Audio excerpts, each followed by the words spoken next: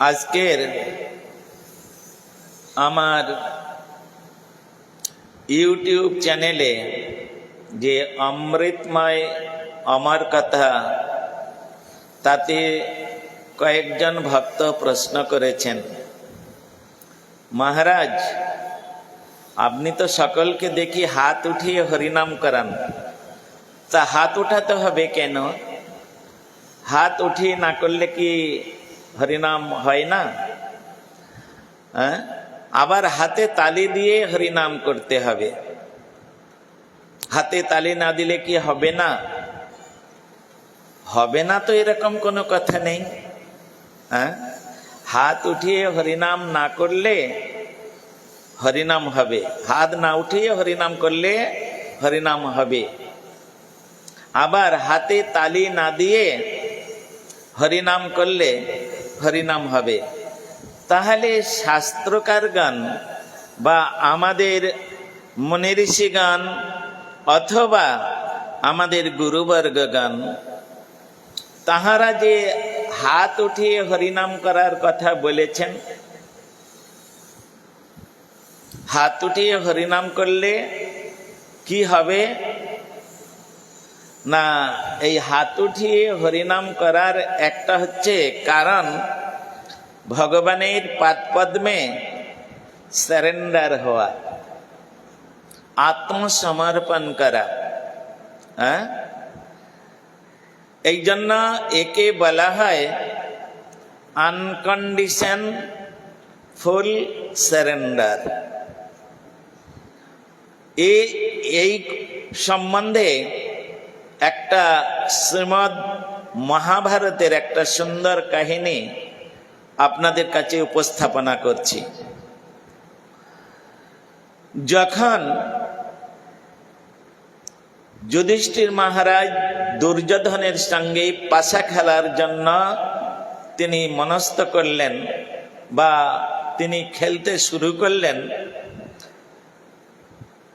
কুচক্রী শকুনির পাশার চালে যুধিষ্ঠির মহারাজ ক্রমে ক্রমে ক্রমে ক্রমে সমস্ত কিছু তিনি হেরে গেলেন। শেষকালে তাহারা 5 ভাই ওই পাশা খেলার দাওয়াতে লাগালেন, তাও হেরে গেলেন। লাস্ট বেঁচে আছে একমাত্র তাদের বলে, একমাত্র বেঁচে আছে দ্রৌপদী। তা দ্রৌপদীকে দাওয়াতে লাগিয়ে দিলেন। যুধিষ্ঠির মহারাজ কি জানেন না তিনি একজন ধর্মপরায়ণ ব্যক্তি, ধার্মিক ব্যক্তি? তিনি দেখতে চান দুর্যোধনে কতবার বাড়তে পারে। আমি বারবার সমস্ত কিছু লাগিয়ে হেরে যাচ্ছি, এটুকু তিনি বুঝতেন না যে আমরা 5 ভাই তাও হেরে গেলাম। এমনকি শুধু দ্রৌপদী, আমার বলে শুধু দ্রৌপদী আছে, তাকে এই দাওয়াতে যদি লাগিয়ে দিই সেও হেরে যাবে, সেটা কি জানতেন না? সব জানতেন। তথাপিও ওই 16 ঘোড়া পূর্ণ না হলে বিনাশ তো হবে না। 16 ঘোড়া পাপ যখন পূর্ণ হবে তখন বিনাশ হবে। তা যুধিষ্ঠির মহারাজ দুর্যোধনের এই সমস্ত ওই 16 ঘোড়া পাপ পূর্ণ হবার জন্য সুযোগ বানিয়ে দিচ্ছে। তাই তিনি দ্রৌপদীকে দাও পার লাগিয়ে দিলেন, আর লাগিয়ে দিয়ে তাকেও হেরে গেলেন। তখন দুর্যোধন পাপী দুঃশাসনকে আদেশ দিলেন, যাও ওই কুলোটা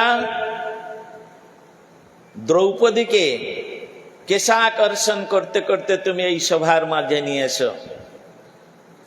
আর তিনি এমন অবস্থায় ছিলেন সেই সময়, ওই সময় নাকি নারীদের স্পর্শ করতে নাই, এমন একটা অবস্থায় ছিলেন, নারীদের স্পর্শ করতে নাই।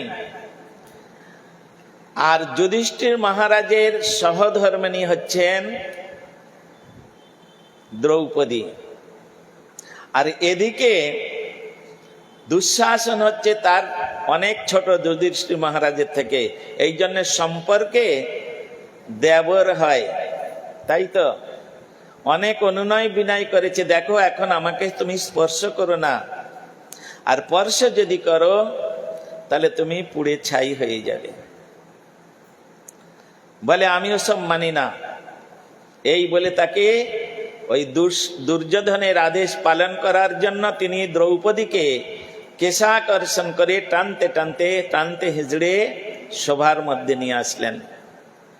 আর যখন নিয়ে আসলেন, দ্রৌপদীর বিশ্বাস ছিল আমার পঞ্চ স্বামী ভুবন বিজয়ী বীর, সুতরাং আমাকে কেউ কিছু করতে পারবে না, এটুকু তার বিশ্বাস ছিল। কিন্তু তার আগে যুধিষ্ঠির মহারাজ তিনি নিজেই হেরেই বসে আছেন, কৃতদাস হয়ে গেছেন, দুর্যোধনের কাছে দাসত্ব হয়ে গেছে, তার করার কিছুই নাই।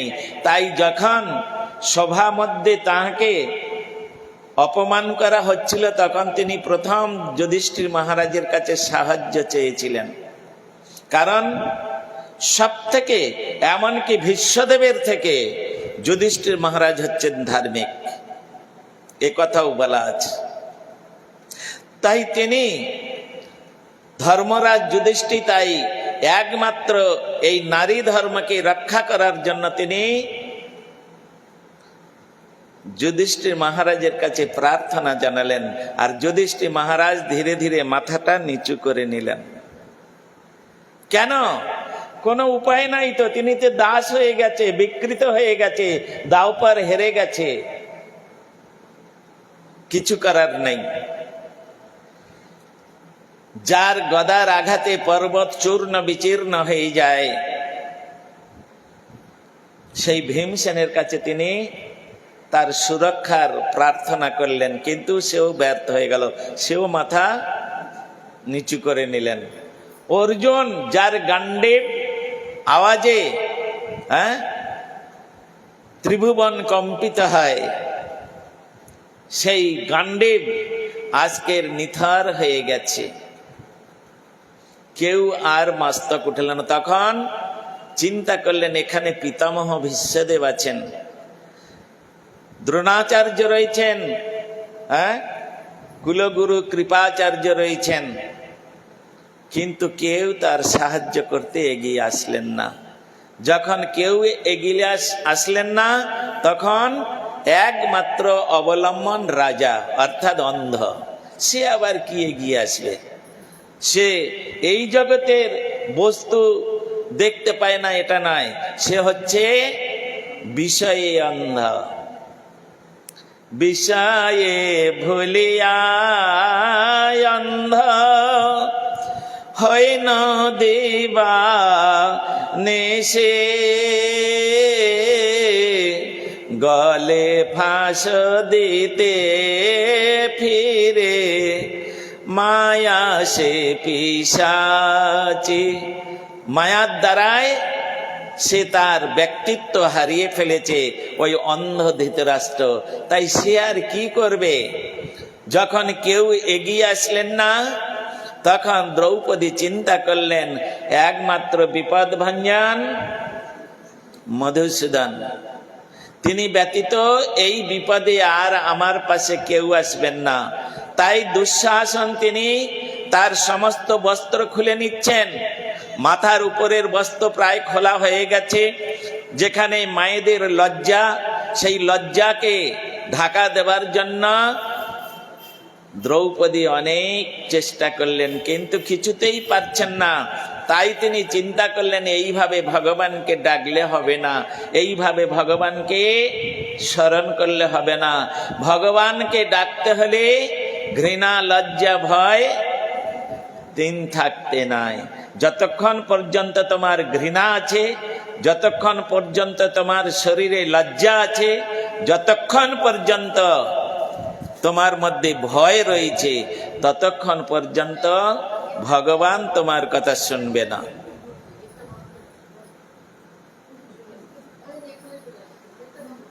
ততক্ষণ পর্যন্ত ভগবান তোমার কথা শুনবে না। তাই ষড়ঙ্গ শরণাগতি হইবে যাহার, তাহার প্রার্থনা শুনে শ্রীনন্দ কুমার। তাই দ্রৌপদী চিন্তা করলেন ভগবানকে মন প্রাণ দিয়ে ডাকতে হবে, ঘৃণা লজ্জা ভয় এটা থাকলে হবে না। তথাপিও তিনি চিন্তা করলেন, তিনি বাম হতে তার লজ্জাকে নিবারণ করতে চাইলেন, আর ডান হাত উপরে তুলে দিয়ে তিনি গোবিন্দকে ডাকলেন।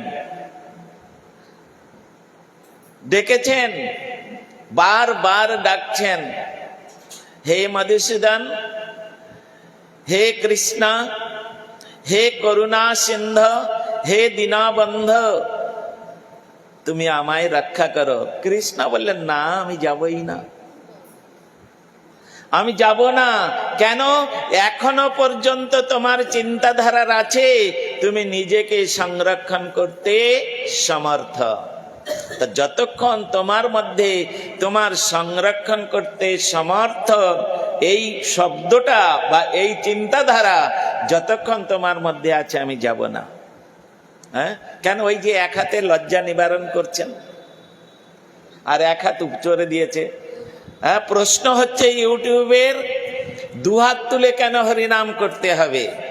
ভালোই প্রশ্ন করেছেন। দুহাত তুলে কেন হরিনাম করতে হবে? তাই আমি আপনাদেরকেও বলছি, আর আমার ইউটিউবে যারা শ্রোতা রয়েছে তাদেরকে বলছি, এই সমস্ত প্রশ্ন আপনারা করুন এবং এই সমস্ত প্রশ্নের উত্তর পাওয়ার জন্য আপনারা অতি শীঘ্রই অমৃতময় আমার কথায় যোগদান করুন। তাহলে নিজেদের জীবনটা অমৃতময় হয়ে যাবে। অমৃতময় হয়ে যাবে, আর অমর কথার মধ্যে আপনারা হাবুডুবু খেতে পারবেন। এই জন্য দ্রৌপদীকে তিনি রক্ষা করছেন না, আসছেন না। কৃষ্ণ বলছেন, না না না না, এখনো পর্যন্ত তোমার চিন্তাধারা তুমি নিজেকে সংরক্ষণ করবে, করো, আমাকে কেন ডাকছো? আমি যাব না। যখন আর কোনো উপায় নাই, কিছুতেই আর রাখতে পারছেন না, একটা পুরুষ মানুষের কাছে একটা মহিলা কোনোদিন শক্তি প্রয়োগ করতে পারে? আর এই রকম ভাবে যখন একদম তাকে আর পারছেন না, তখন তিনি চোখ বন্ধ করে নিয়েছেন। উপায় নেই। এখানে কারা কারা বসে আছে, এরা সমস্ত নির্লজ্জ। দ্রৌপদী মনে করছেন এরা নির্লজ্জ, এরা হচ্ছে সৎ প্রবঞ্চক, এরা হচ্ছে পরের দ্রব্য গ্রহণ করে এরা নিজেকে বিকিয়ে দিয়েছে। এরা দুর্যোধনের নুন খেয়ে, যেহেতু পিতামহ ভীষ্ম এখানে রয়েছে, কৃপাচার্য, দ্রোণাচার্য, এরা হচ্ছে গুরুস্থানীয় ব্যক্তি, এরা দুর্যোধনের নুন খেয়ে সকলে এরা সব কাপুরুষ হয়ে গেছে। তাই এরা তো কাপুরুষ, এরা আমায় কি রক্ষা করবেন?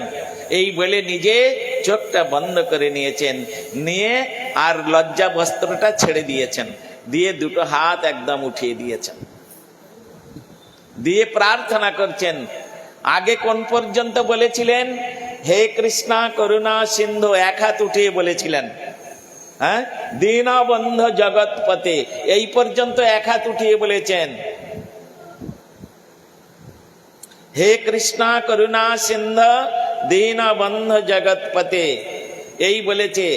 যখন ভগবান আসছে না, তখন এই লজ্জা বস্ত্র ছেড়ে দিয়ে দুহাত উঠিয়ে বলছেন, গোপেশ গোপিকা কান্ত রাধা কান্ত নমস্তুতে।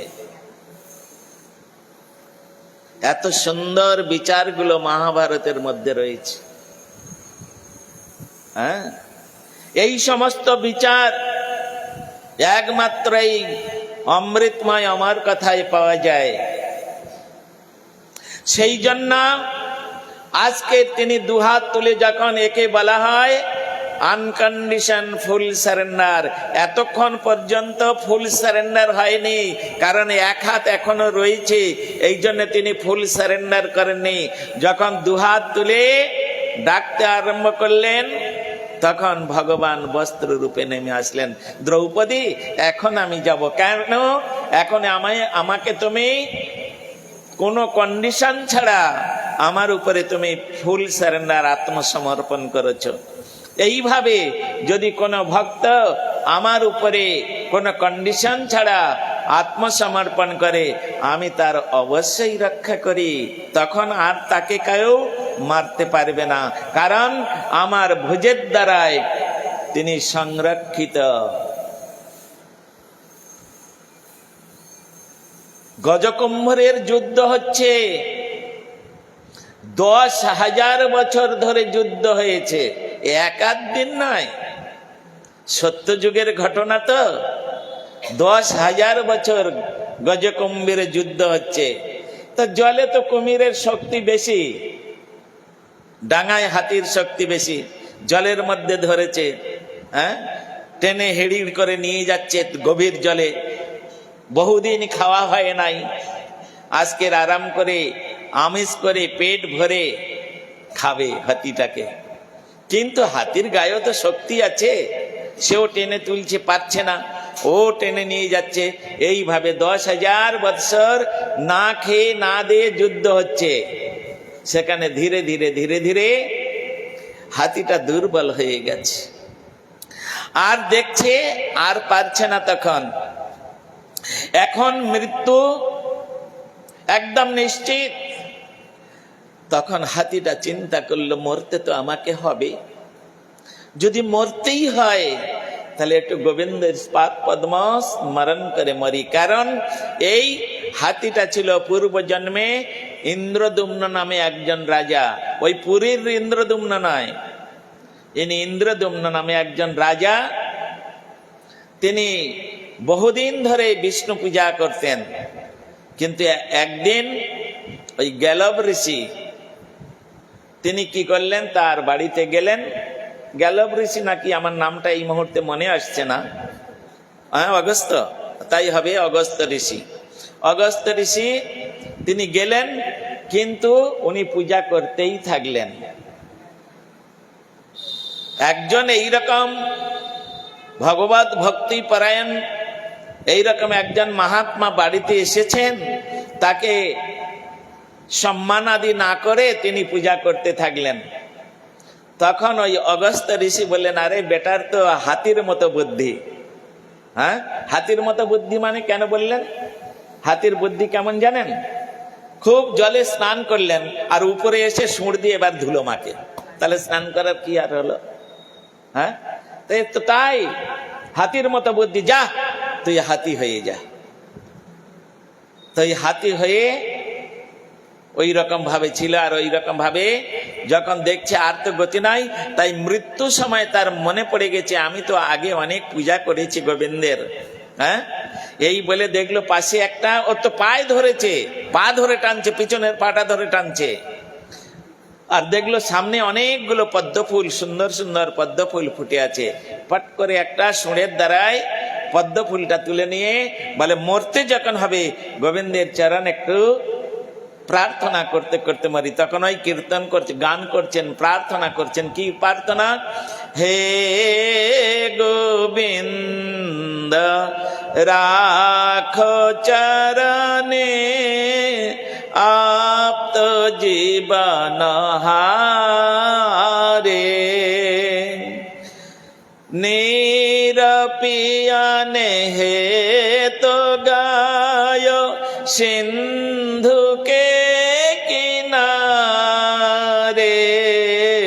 হে গোবিন্দ রাখো চরণে আপ্ত জীবন হারে, সিন্ধু বীজে ব্রসত গ্রাহ চরণ ধরি পধারে, নাকে কানে চুয়ানে লাগে কৃষ্ণ কো পুকারে।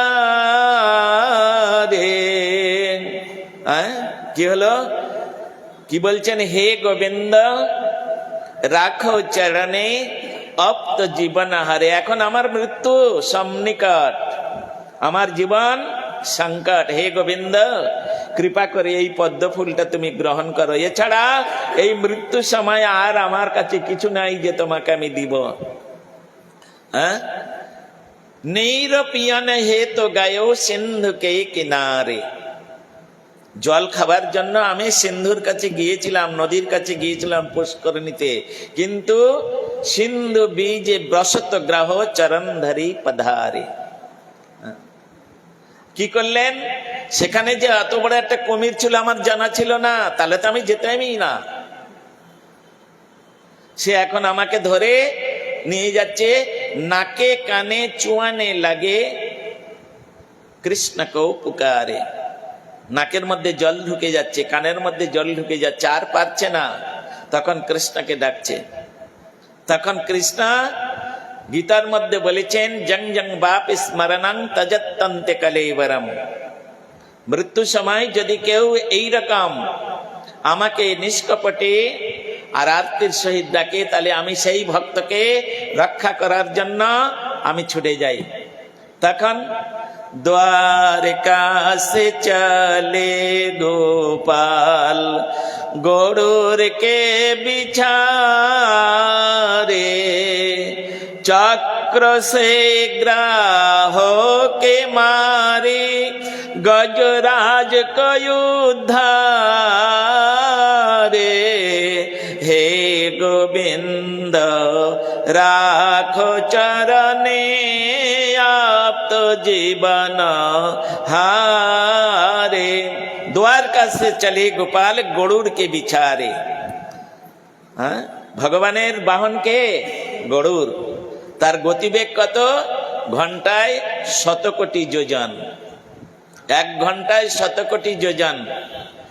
এমন আরতি নিয়ে এমন কান্নাকাটি করছে হাতিটা, ভগবান গরুড়ের উপরে থাকতে পারছে না। গরুড়, তোমার যত গতিবেগ আছে তুমি চলো, আমার ভক্ত খুব কষ্ট পাচ্ছে, আমি ভক্তের কষ্ট সহ্য করতে পারি না। গরুড় চলো।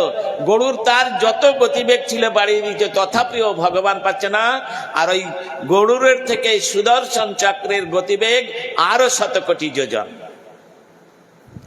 তখন ভগবান ওইখান থেকে চক্রকে ছুড়ে দিলেন। चक्र से गाहो के मारी गजराज के उद्धारे। अब हमारे पार करो हे नंद के दुलारे।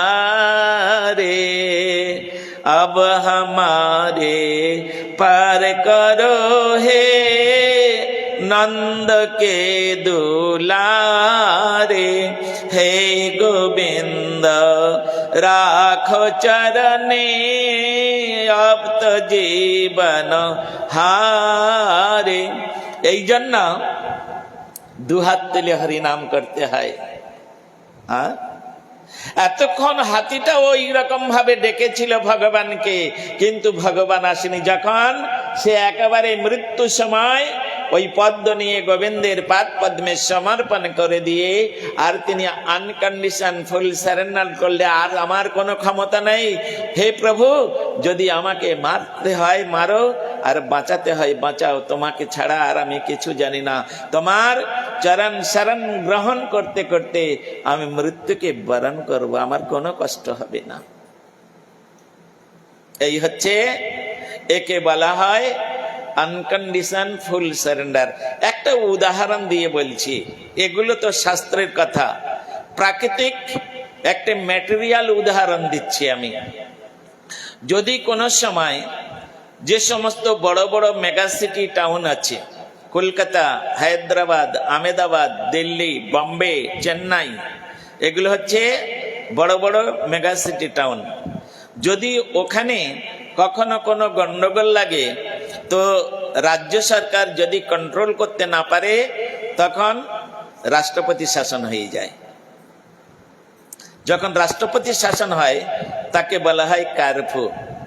রাষ্ট্রপতি শাসন হলে সকলে বেরোতে পারবে না সব সময়, একটা সময় দেওয়া থাকে, এই সময়ের মধ্যে সবাই বেরোতে পারবে, একজন ছাড়া দুজন নয়, নানা রকম ভাবে। আর যদি বেরো তো হাত উঁচু করে যেতে হবে।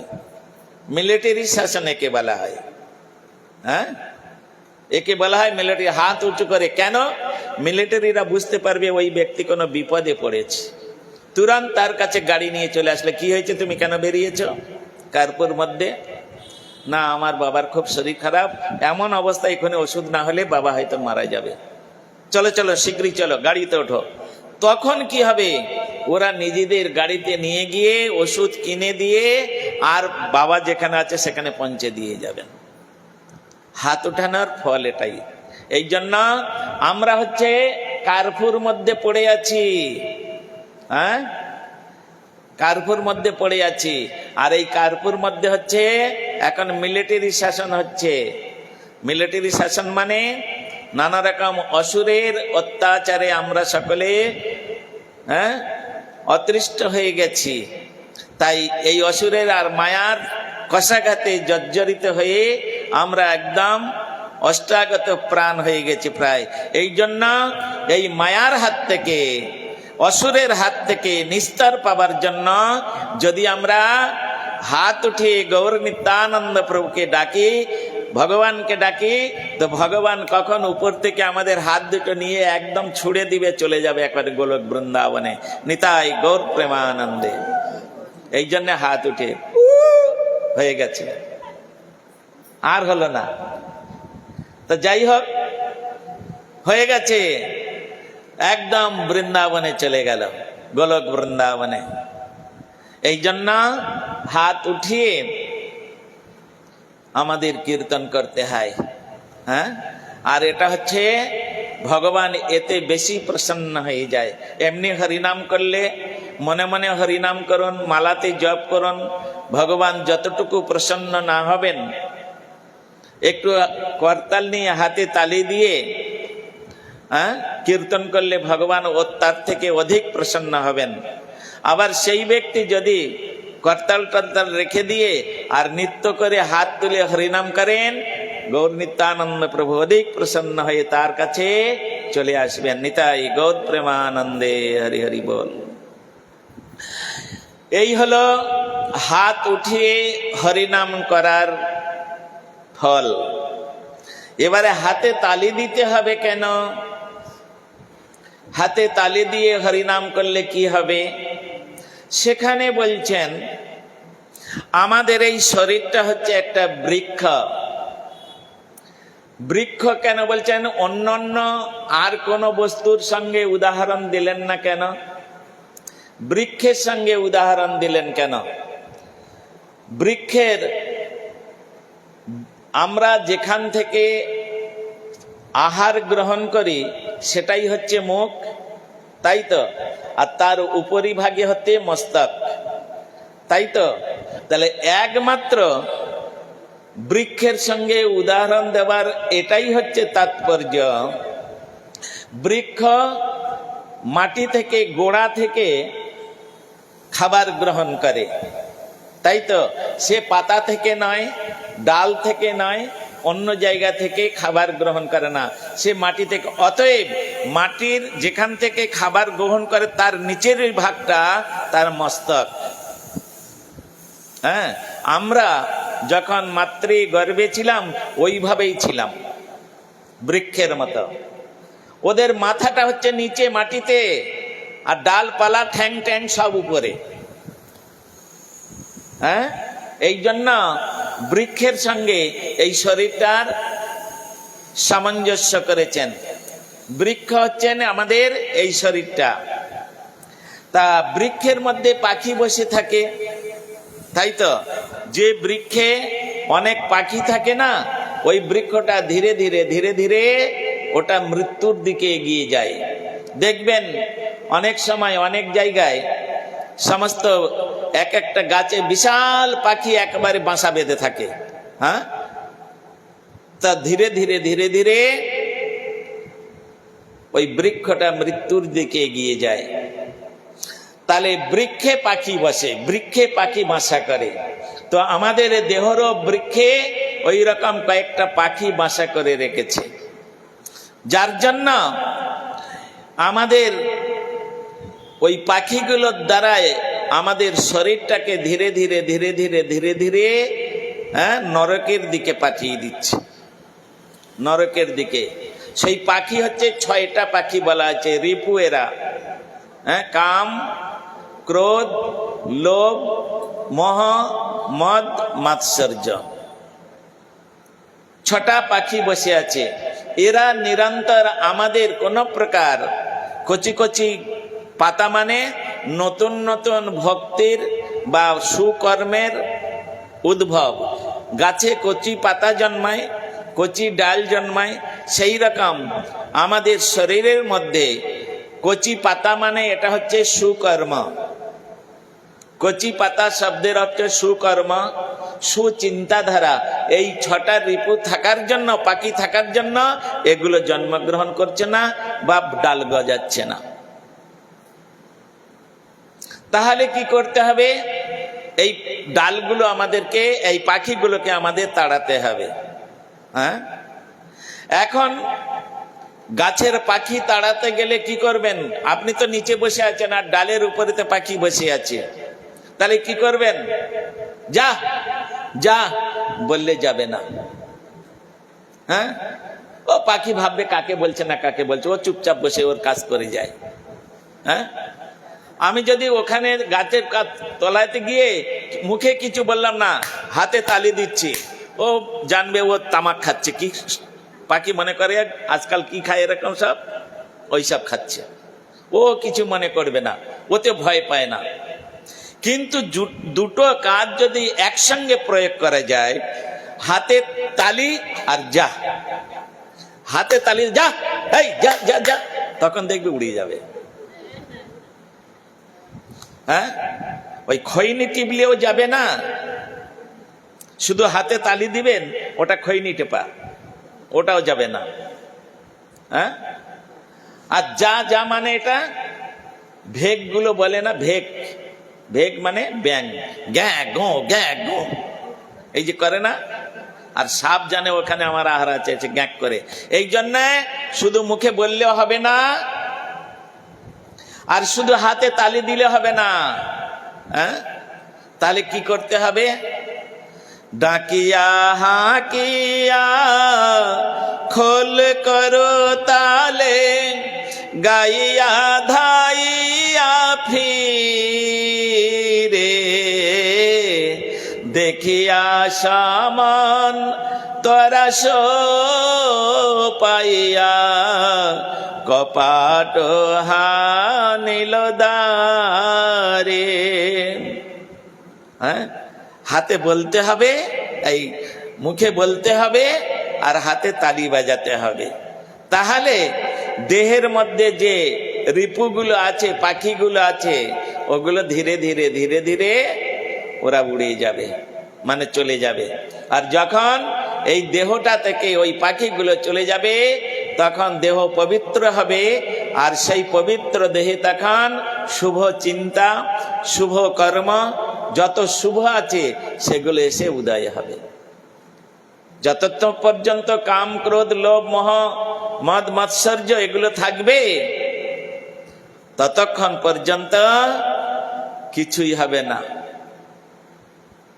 এইগুলো চিন্তা ভাবনা করতে হবে। শ্রীল ভক্তি বিনোদ ঠাকুর হরিনাম চিন্তামণি গ্রন্থের মধ্যে সুন্দরভাবে, ভজন রহস্যের মধ্যে সুন্দরভাবে এগুলো বর্ণনা করেছেন। বিশেষ করে জৈব ধর্মে আমরা তো সব বড় বড় গ্রন্থ নিয়ে টানাটানি কোথায় করি, রাধা রস সুধা নিধি। জৈব ধর্ম এখন পড়লাম না, চৈতন্য ভাগবত পড়লাম না, চৈতন্য চরিতামৃত পড়লাম না, কোথায় রাধা রস সুধা নিধি, গোবিন্দ লীলামৃত, এই সমস্ত গ্রন্থ নিয়ে সব টানাটানি। তেমন পতন হয়ে যায়। ভিতটা যদি ঠিক মতো ঘরের না দেওয়া হয়, তা ঘরের উপরে যতই কিছু চাপা মাটি তুলে রাখো, দুদিন পরে ভেঙে মাথায় পড়বে। হ্যাঁ, এই জন্যে মজবুত করে যদি ভিত থাকে তাহলে আর কোনো চিন্তা নাই। ভিদে কিছু নাই আর উপরে চাপাবেন, ও তো দুদিন পরে ভেঙে পড়বেই। তো সেই রকম হ্যাঁ, এই জন্যে সাধু সঙ্গ কৃষ্ণ নাম, এমনি কৃষ্ণ নাম করলে হবে না, কোনো কাজ হবে না। নিজে নিজে কৃষ্ণ নাম করবেন। একটা খঞ্জনি কিনে আনলেন, বলেছেন সাধু হরিনাম করতে হয়, হরিনাম করলেন, হবে না। সাধু সঙ্গে কৃষ্ণ নাম, সাধুদের আদেশ মতো নির্দেশ মতো হরিনাম করতে হবে, তবে কাজ করবে। যিনি এই হরিনাম করে, যিনি এই হরিনাম জপ করে ভগবানের ভজন করে যিনি উন্নত অবস্থায় গিয়েছে, আপার র্যাঙ্কে গিয়েছে, সেই রকম হাই কোয়ালিটির ভক্তের আনুগত্যে আমাদের হরিনাম করতে হবে। যে কোনো ভক্তের কাছে গেলে হবে না। কাম ক্রোধের দাস হয়ে মায়ার লাথি খাচ্ছে আর তার কাছে গিয়ে হরিনাম করবো, তাহলে আমিও কাম ক্রোধের দাসের লাথি খাবো। হ্যাঁ, আমি এইরকম একজন ব্যক্তির কাছে যেতে হবে যিনি 24 আওয়ার্স গোবিন্দ সেবার জন্য তার সবকিছু। তা না হলে হ্যাঁ, মায়ার কবলে কবলিত হয়ে আছি, অর্থের লোভ, নারীর লালসা, অর্থের পিপাসা, এগুলো ছাড়তে পারছি না। আর তার কাছে গিয়ে যদি ভগবানের কথা শুনি, ভগবানের কথা যদি, তাহলে ওর দ্বারাই কোনো উন্নতি, সে যেই রকম স্টেজে আছে ওই স্টেজে আমাকে টেনে নিয়ে যাবে। এই জন্য হাই কোয়ালিটি ভক্ত যারা আছে তাদের কাছে যাও, ভাগবত পড়ো গিয়া বৈষ্ণবের স্থানে। তা বৈষ্ণবকে আমরা গতকাল আলোচনা করেছি, গৃহীত বিষ্ণু দীক্ষাক বিষ্ণু, বিষ্ণু পূজা পর নর। যতক্ষণ পর্যন্ত নিবৃত্ত তস্যৈ রূপগীয়মানা ভবৌষ ছত্র মনোবিরামা ক উত্তম শ্লোক গুণানুবাদাত পুমান বিরাজ্যেত বিনা পশুঘ্নাত। এইরকম অবস্থা যতক্ষণ পর্যন্ত সাধক সাধিকার মধ্যে না আসবে ততক্ষণ পর্যন্ত সে কামকোদের দাস, মায়ার লাথি খাচ্ছে। সেই রকম ব্যক্তির কাছে গিয়ে ভাগবত পড়লে হবে না। এই জন্যে হাই কোয়ালিটি বৈষ্ণবের কাছে যাও, তার অনুগত্যে যাও, ভাগবত পড়ে গিয়া এই যদি করবে কৃষ্ণ নাম, সাধু সঙ্গ করো, ভক্তি মুক্তি সিদ্ধি বাঞ্ছা দূরে পরিহার। যতক্ষণ পর্যন্ত এটা না করবেন ততক্ষণ হবে না।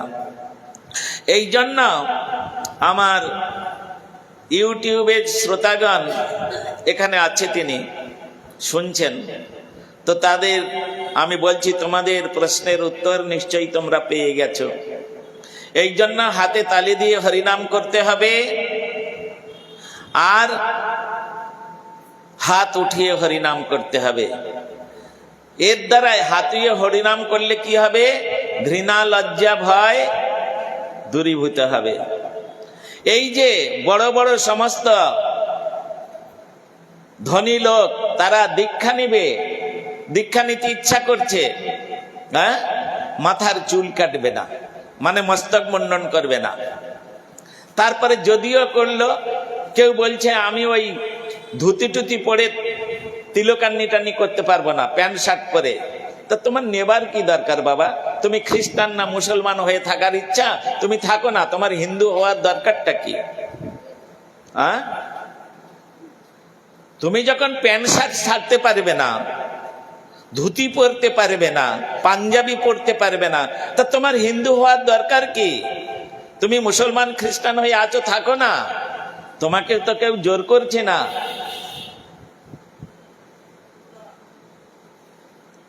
সুতরাং এগুলো বোঝার আছে। তিনি দীক্ষা গ্রহণ করবেন স্বয়ং ভগবান রামচন্দ্র, স্বয়ং ভগবান কৃষ্ণচন্দ্র, তাহারা যখন দীক্ষা গ্রহণ করছেন তাহারা মস্তক মুন্ডন করছেন। এটা সনাতন ধর্মের এটা একটা শিক্ষামূলক ঐতিহ্য, এটা সনাতন ধর্মের একটা শিক্ষামূলক ঐতিহ্য। এটা স্বয়ং ভগবান মহাপ্রভু আজও পর্যন্ত, হ্যাঁ, সেই মাধাইতলা রয়েছে, আপনারা কাটোয়ায় গিয়ে দেখে আসবেন। সেখানে এখনো পর্যন্ত মহাপ্রভুর মস্তকের চুল সযতনে রাখা আছে। তিনি মস্তক মুন্ডন করেছেন। নিখিল বিশ্ব যার কথায় ওঠে আর বসে, যার নিয়ন্ত্রিত সৃষ্টি স্থিতি প্রলয়, তিনিও এই জগতে আপনি আচরি ধর্ম জীবের শিখায়, আপনি না কইলে ধর্ম শিখানো না যায়। তিনি পর্যন্ত মস্তক মুন্ডন করে আর তিনি গুরুপদাশ্রয় করছেন। আর আমরা তার থেকে অনেক বড় হয়ে গেছি, হ্যাঁ, বড় সম্মানের ব্যক্তি হয়ে গেছি, মস্তক মুন্ডন করব না, ধুতি পরব না, ওটা লজ্জা করে, হ্যাঁ, ওটা লজ্জা করে, কুলাঙ্গার এসব। এইভাবে যারা চলে হিন্দু ধর্মের কলঙ্ক। সুতরাং এই রকম চলা যাবে না। এই জন্য দীক্ষা গ্রহণ করতে গেলে তাকে মস্তক মুন্ডন করতে হবে, তাকে দ্বাদশাঙ্গে তিলক করতে হবে। আর দীক্ষা নেওয়ার পরে তাকে ধুতি পরে তাকে সন্ধ্যা বন্দনাদি করতে হবে। ওই দোনলা বন্দুক পড়লে হবে না, ওগুলোকে বলা হয় দোনলা বন্দুক,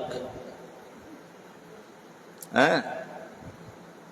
সুতরাং ওটা হবে না।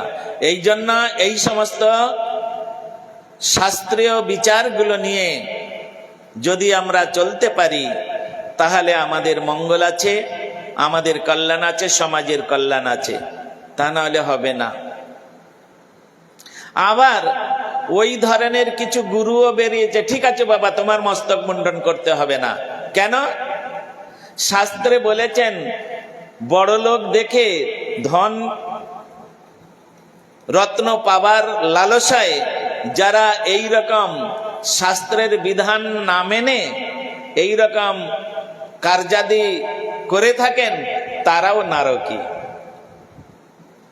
তারাও নারকী। প্রভুপাদ ছিল ভক্তি সিদ্ধান্ত সরস্বতী গোস্বামী ঠাকুর, তিনি বলেছেন আমার লক্ষ লক্ষ শিষ্যের দরকার নেই, হ্যাঁ, আমার লক্ষ লক্ষ শিষ্যের দরকার নাই, আমার একটা শিষ্যের দরকার যে গুরুর বাক্য অবনত মস্তকে পালন করবেন। আমার ওই গোয়াল ভর্তি গরুর দরকার নেই, কোন গরুই দুধ দেয় না, হ্যাঁ, তো ওইরকম গরু পুষে লাভটা কি?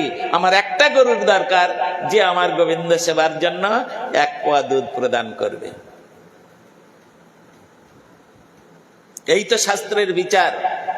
যদি এই বিচারে না চলি, এই বিচার যদি না মানি, তাহলে সে যতই ধনী কেন, রাজা হোক, মন্ত্রী হোক, যাই হোক না কেন, দরকার নেই।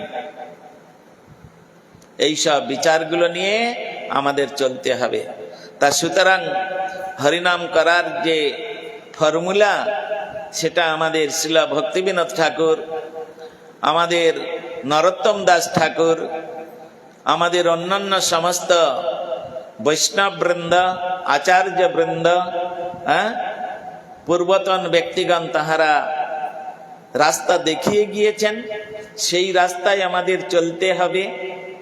মহাজনী মহাজন যে পথে করেছেন গমন, হয়েছেন প্রাতঃস্মরণীয়, সেই পদ লক্ষ্য করে স্বীয়কৃতি ধ্বজা ধরে আমরাও হব বরণীয়।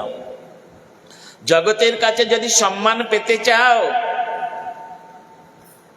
জগতের কাছে যদি তুমি বরেণ্য হতে চাও, তাহলে বর্তমানে যাহারা সম্মানীয় ব্যক্তি আছেন, বর্তমানে যারা জগৎ বরেণ্য রয়েছেন, তাদের আশ্রয় করো, তাহলে তোমার কোনো আর চিন্তা নেই। তাই তো নরোত্তম দাস ঠাকুর তিনি লিখেছেন তার লেখনীর মধ্যে, কি লিখেছেন?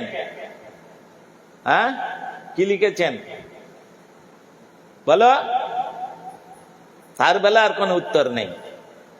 আর আমি পাঠটা বন্ধ করে দিই, গল্প করার বেলা তখন ঠিক আছে। আশ্রয় লইয়া ভজে তারে কৃষ্ণ নাহে তজে, আর সব মরে ওইটা আবার বৈষ্ণবগণ একটু আকর দিয়ে বলেন, গুরু পদাশ্রয়ে ভজে। গুরু পদাশ্রয় না করলে হবে না, তো ভজন করতে পারবে না, ভজনের মধ্যে প্রবেশ করতে পারবে না, ভজন প্রণালী শিখতেই পারবে না, তো ভজন করবে কি করে? হ্যাঁ, এই জন্য গুরু পদাশ্রয়ে ভজে, তারে কৃষ্ণ নাহি তজে, আর সব মরয়া কারণ। সেই জন্য তুমি যদি ওই জগতে বরেণ্য হতে চাও, তাহলে যারা জগতে সম্মানীয় ব্যক্তি রয়েছেন, বরেণ্য ব্যক্তিগণ রয়েছেন, তাদের আশ্রয় করে থাকো। তোমার কোন প্রকারে লোহা যতক্ষণ আগুনকে আশ্রয় করে থাকবে, ততক্ষণ তার মধ্যে দাহিকা শক্তি থাকবে। যখন আগুন থেকে চলে যাবে, দূরে সরে যাবে, তার স্বাভাবিক অবস্থা, সে ওই মায়ার কবলে কবলিত, অর্থাৎ সে ঠান্ডা হয়ে গেল। তদ্রূপ কোন জীব যদি গুরু বৈষ্ণবের আশ্রয় থাকে, তাহলে গুরু বৈষ্ণবের মধ্যে যে পাওয়ার আছে, শক্তি আছে, সেই শক্তিটা তার মধ্যে থাকবে। যখন সে গুরু বৈষ্ণবের থেকে দূরে সরে যাবে, তখন নিকটস্থ মায়াটারে ঝাপটিয়া ধরে, হ্যাঁ, তখন মায়ার কবলে কবলিত। তখন আর আমি কৃষ্ণদাস এ কথা ভুলে যাবে, তখন বলবে ওই তো আমার স্বামী, হ্যাঁ, ওই তো আমার স্বামী, এইটা আমার স্বামী, আমার স্ত্রী। তখন এই বুদ্ধি আসবে। আর কৃষ্ণের আশ্রয়ে, গুরু বৈষ্ণবের আশ্রয়ে যদি থাকেন, তখন এই বিচারটা আসবে বা এই বুদ্ধিটা থাকবে যে আমি কৃষ্ণদাস, জীব কৃষ্ণদাস, এ বিশ্বাস করলে তো আর দুঃখ নাই। আর যদি জীব কৃষ্ণদাস এই বুদ্ধি না থাকে, তাহলে সমস্ত দুঃখ এসে তার ঘাড়ে চেপে বসবে, সমস্ত দুঃখ। বাঞ্ছা কল্পতরুভ্যশ্চ কৃপা সিন্ধুভ্যেব চ পতিতানাং পাবনেভ্যো বৈষ্ণবেভ্যো নমো নমঃ। এইখানে রহিল গ্রন্থ অমৃত লহরী, আরে প্রেমানন্দে বাহু তুলে বলো হরি হরি। নিতাই গৌর প্রেমানন্দে হরি হরি বল। নিতাই গৌর প্রেমানন্দে হরি হরি বল। বলো সচিনন্দন গৌর হরি কি।